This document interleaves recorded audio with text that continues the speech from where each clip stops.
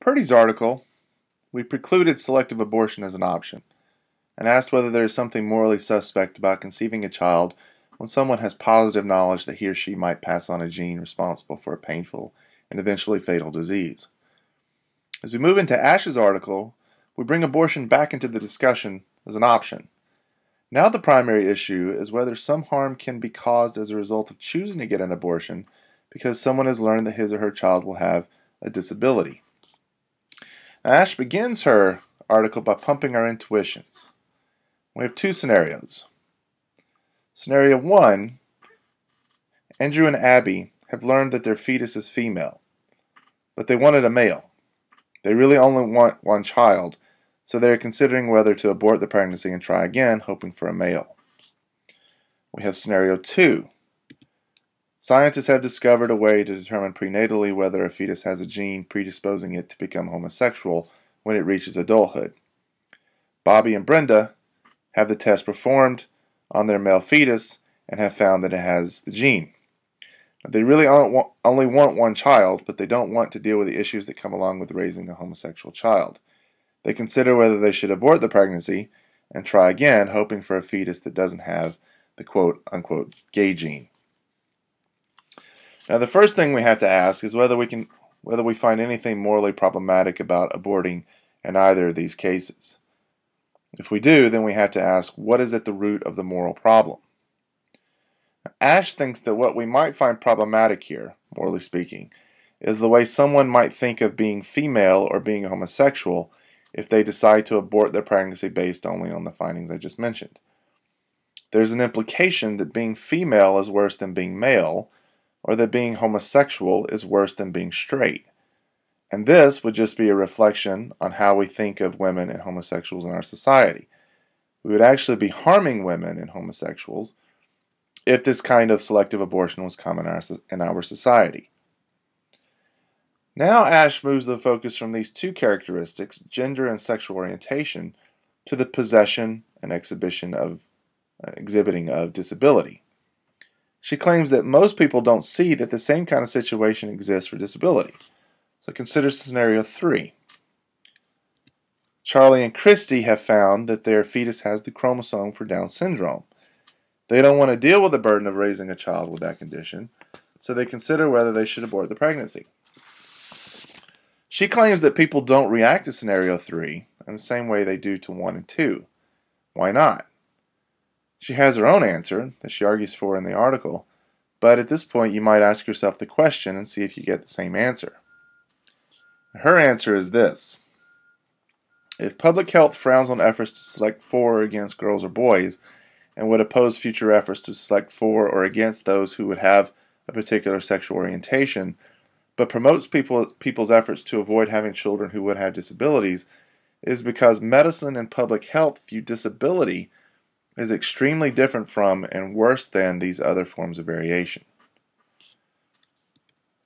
Now, Ash will argue that if we don't see why scenario 3 is relevantly similar to 1 and 2, it's because we misunderstand the nature of disability. Many people think that disabilities are just the lack of certain capacities to be satisfied with life.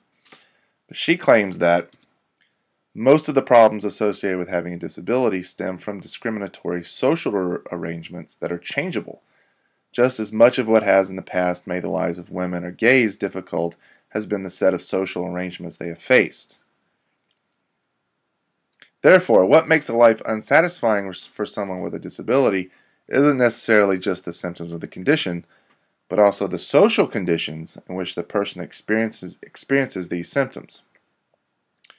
So what would be the most obvious and less drastic way to combat disability? Selectively aborting when one learns that the fetus will develop into a person with a disability, or changing the social conditions that make the disability so problematic? The two views being discussed here are what are called the medical and the social models of disability. Should disability be addressed primarily by treating the individual who is said to have it, or by changing the society in which the individual lives? Healthcare professionals make two false assumptions, Ash claims. First, that the life of a person with a chronic illness or disability is forever disrupted, as one's life might be temporarily disrupted as a result of back spasm, an episode of pneumonia, or a broken leg. Second, that if a disabled person experiences isolation, powerlessness, unemployment, poverty, or low social status, these are inevitable consequences of biological limitation. Both of these assumptions seem to make persons with disabilities defined by their disability. But as Ash points out, in opposition to point 1, many people with permanent conditions consider themselves healthy. Their conditions are just the equipment with which they meet the world, just as my nearsightedness is part of my own set of resources. And in opposition to 2, the second assumption, she points out that some of these negatives, isolation, powerlessness, etc., are due to external factors. Society treats people with these conditions in a certain way, and that is why the people feel isolated and powerless. There is nothing about the condition itself that necessitates these feelings.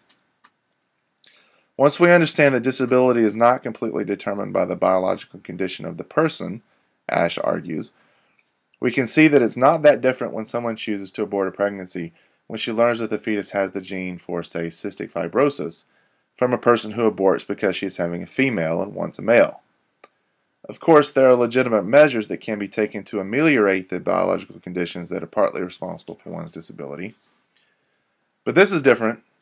This is different from selective abortion because, she claims, this is intended not to prevent the disability or illness of a born or future human being, but to prevent the birth of a human being who will have one of these undesired characteristics. Ash believes that there is a morally significant difference between these two kinds of prevention. And I'm going to ask you whether you think she's correct here. So to wrap up, Ash's main conclusion is the following. She says, my moral opposition to prenatal testing and selective abortion flows from the conviction that life with disability is worthwhile and the belief that a just society must appreciate and nurture the lives of all people, whatever the endowments they receive in the natural lottery. She mentions several implications of this view in her article, and I'm going to hold off until class time to discuss these further.